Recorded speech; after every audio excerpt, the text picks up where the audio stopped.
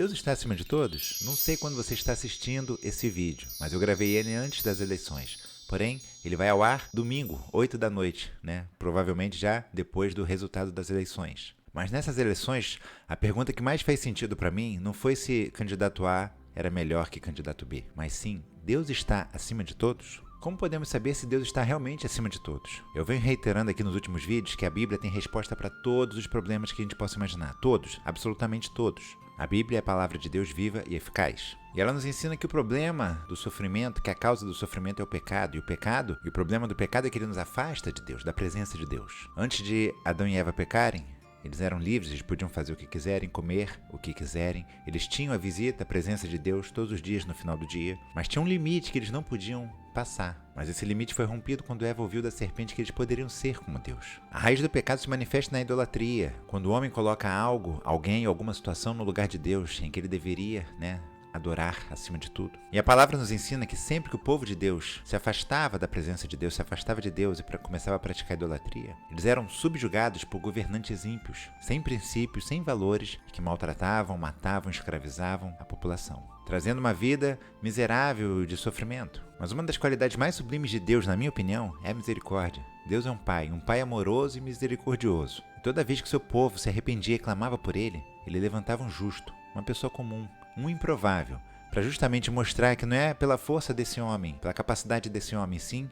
pela graça e pela misericórdia de Deus. O Brasil passou 30 anos, de 88 até 2018, sendo governado por pessoas ímpias, sem princípios, sem valores, que não valorizavam o povo, apenas usavam como massa de manobra, e muito menos se importavam com Deus. Mas Deus veio ouvindo o clamor do seu povo ao longo desses anos, e o clamor só foi aumentando porque o povo de Deus foi aumentando cada vez mais, como vem aumentando ainda. E ele levantou um improvável, mas principalmente mostrou a todos que ele, Deus, é o Senhor e está acima de todos. Deus é luz e quando a luz brilha, toda a treva sai. Não tem como conviver as trevas e a luz no mesmo lugar. E o que eu percebi nessas eleições é que os antigos que querem voltar ao poder, eles insistem em repetir a mesma propaganda que enganou a população lá atrás. Lembre-se que o diabo ele é repetitivo, o diabo não é criativo. Quem é criativo é Deus, por isso que Deus faz coisas que só Deus faz. Mas Deus é o criador de tudo. O diabo é repetitivo. O diabo vai influenciar para que as pessoas repitam os mesmos erros. E eles vêm fazendo as mesmas propagandas de tempos atrás. Só que a percepção das pessoas está diferente, é diferente. Escamas caíram dos olhos, em diferentes níveis. Sabia que a palavra dinheiro é uma das mais mencionadas na Bíblia? Isso porque Jesus deixa claro que o amor ao dinheiro é a raiz de todos os males. Não é o dinheiro em si, o dinheiro pode construir coisas incríveis, é o amor ao dinheiro, quando você coloca o dinheiro acima de tudo.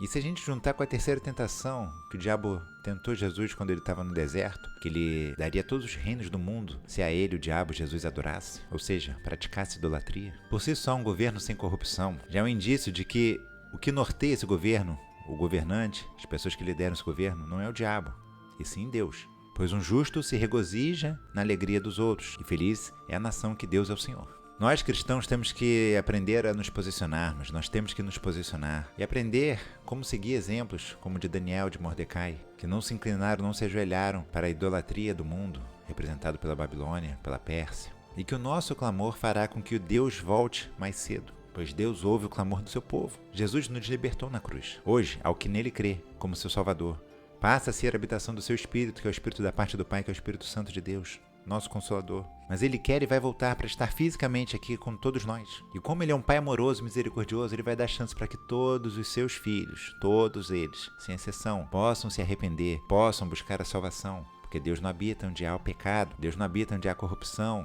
de caráter. Mas uma das características de Deus é a liberdade, então ele vai permitir o livre-arbítrio. Pessoas, infelizmente, vão preferir o outro lado, vão preferir o lado do inimigo, vão preferir o caminho do pecado. Não sei quem ganha as eleições, como eu disse, eu gravei esse vídeo antes das eleições, porém a gente está indo no ar depois do resultado.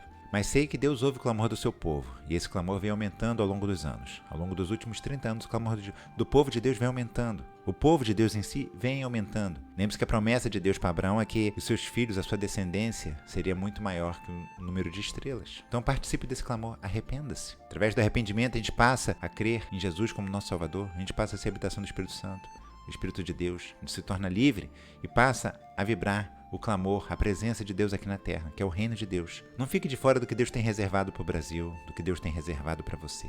Não fique de fora. Aproveite essa oportunidade, arrependa-se e faça parte do processo. Deus quer dar liberdade a todos. Deus quer promover liberdade, promover alegria, paz de espírito, a paz que excede todo entendimento. Que Que o clamor do povo de Deus mova o país, pois isso vai fazer com que os próximos governantes se levantem e ajam de acordo com a vontade de Deus, seja para dar alegria ao seu povo, ou seja para subjugá-los, para que o povo se arrependa. Então não deixe para ficar se arrependendo, não queira trazer para si mais sofrimento, queira trazer para si liberdade, alegria, paz de espírito. Se te ajudou a ter um entendimento um pouco maior, um entendimento macro, incluindo o espiritual, porque a batalha é espiritual, compartilhe esse vídeo com mais pessoas. Dessa forma você ajuda o canal a crescer.